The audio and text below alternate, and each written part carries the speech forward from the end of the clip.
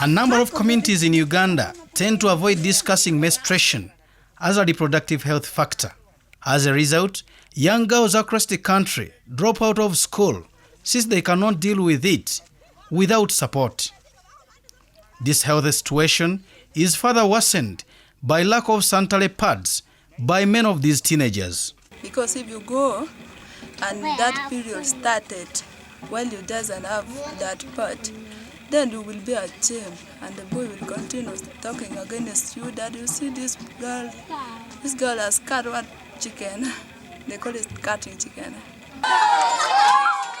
Since universal primary and secondary education was being introduced in Uganda, the public school fees have been free and the school enrollment has been increasing. However, despite of the free education, the school dropout rate is still high, and the biggest challenge is that students are poor and cannot afford some scholastic materials. Girls' school dropout rate remains higher than that of boys because of menstruation. Most girls who have no sanitary pads have had boys laughing at them, leading to embarrassment that either makes them become absent from school during their monthly menstrual periods or drop out of school completely. 2 girls in P4 who they fall victims, and we realized when some of the children were making noise. So we tried to help them, but later on, according to the shame that they had, they dropped out from school. Now, as we talk, they are not there. This is Achet Primary School, Gulu district in northern Uganda. The head teacher here told us that when girls have their periods, teachers give them permission to be absent from school since there are no water and no private space for girls to wash their clothes or repress their sanitary materials. When periods start, we send them home. Parents don't think, so they think of absenting themselves from school until the periods get over. How long will they continue absenting themselves? The period is already there in them, it is there forever. So this one is a very big problem.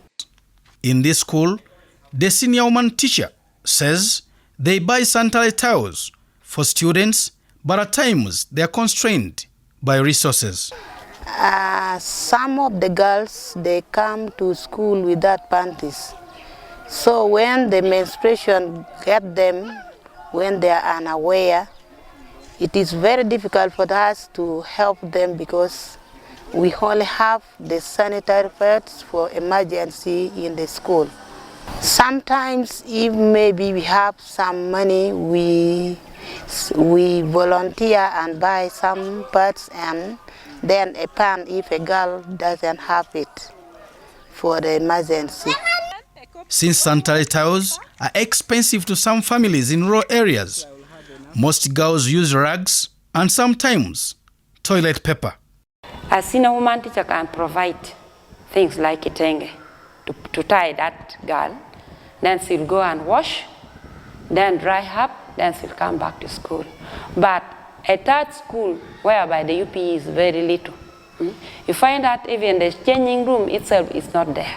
Even the basin is not there. Even the shop are not there. Volunteer Action Network, a Gulu-based non-government organization, and Women's Global Empowerment Fund have embarked on making sanitary towels for most schools in northern Uganda. This initiative trains, educates, and creates awareness about young girls and women about menstrual health management. And it goes ahead at training young girls on how to make sanitary pads. They have come up with a wonderful product which they call Lucky Girl Sanitary Pads.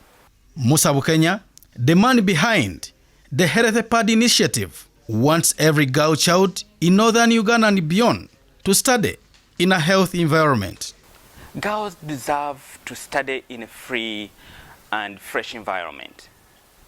Look at the schools where they study, where the toilets barely don't have doors, where they share the same toilets with boys, where there are barely no water, sanitation is alarming. And when they get into this kind of situation, which is normal and a natural process, they deserve to have privacy.